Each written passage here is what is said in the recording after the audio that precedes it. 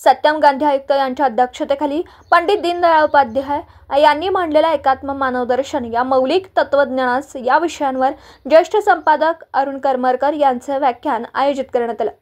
अतिरिक्त आयुक्त निलेश देशमुख, राहुल रोकडे, उपायुक्त वैष्णवी पाटील, निखिल जाधव, सर्व खाते प्रमुख, कर्मचारी, अधिकारी उपस्थित होते। पंडित दीनदयाळ उपाध्याय यांनी मांडलेल्या एकात्म मानवदर्शन या मौलिक तत्वज्ञानास 50 वर्ष पूर्ण होतात। या निमित्ताने राज्य शासनाच्या निर्देशानुसार आज शुक्रवार दिनांक 22 ऑगस्ट 2025 रोजी पद्मभूषण डॉक्टर वसंतराव दादा पाटील सभागृह, मनपा मुख्यालय, सांगली येथे एकात्म मानवदर्शन प्रचार व प्रसार कार्यक्रम आयोजित करण्यात आला।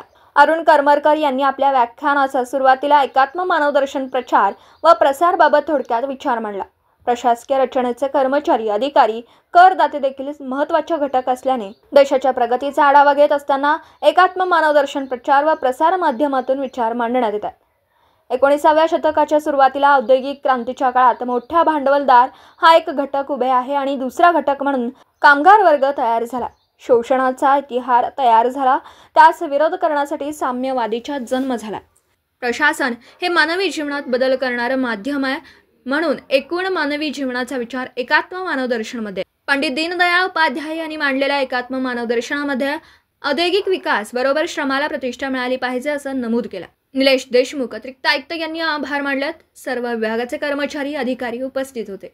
राजकीय कारकीर्द त्यांची सुरू होण्यापूर्वी किंबहुना ज्या भारतीय जनसंघाच्या कामामध्ये ते राहिले, सुरुवातीला सरचिटणीस म्हणून आणि त्यानंतर अध्यक्ष म्हणून, त्या पक्षाची स्थापना होण्यापूर्वीपासून सामाजिक कार्यामध्ये, सामाजिक कार्याविषयीच्या चिंतनामध्ये, एकूण समाज जीवन, मानवी जीवन याविषयीच्या संशोधनात्मक विश्लेषणामध्ये दीनदयाळ उपाध्याय मग्न होते आणि त्यामुळे त्यांच्या विचाराकडे, त्यांनी मांडलेल्या दर्शनाकडे एका राजकीय कार्यकर्त्यांनी किंवा राजनेत्यांनी मांडलेली भूमिका अशा संकुचित किंवा मर्यादित दृष्टिकोनातून पाहायला जाऊ नये। मानवी जीवनाविषयी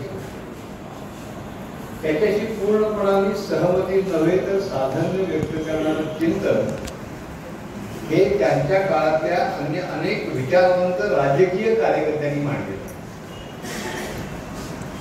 म्हणजे एक पुस्तकच आलेलं आहे, डॉक्टर राम मनोहर लोहिया आणि पंडित दीनदयाळ उपाध्याय।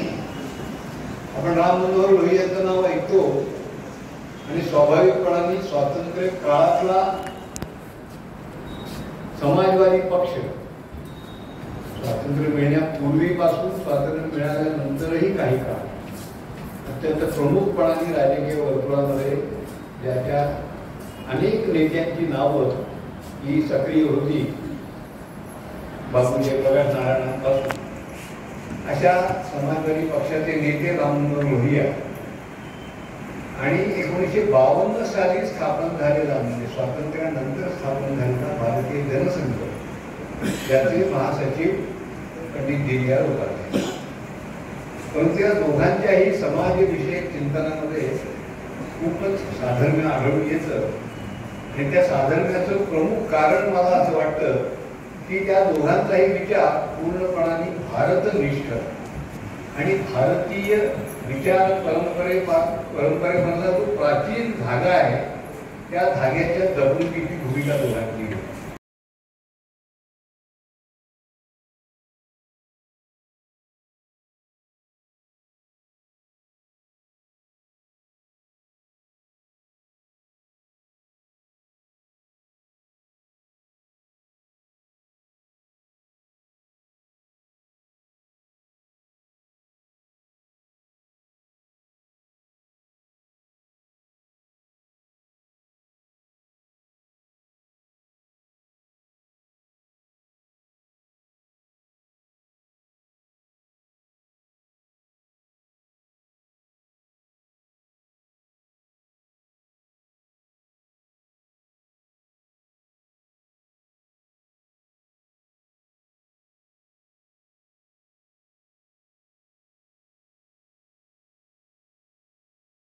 दिवसभरातील घडामोडींचा आढावा घेण्यासाठी पाहत रहा N24 मराठी न्यूज चॅनल।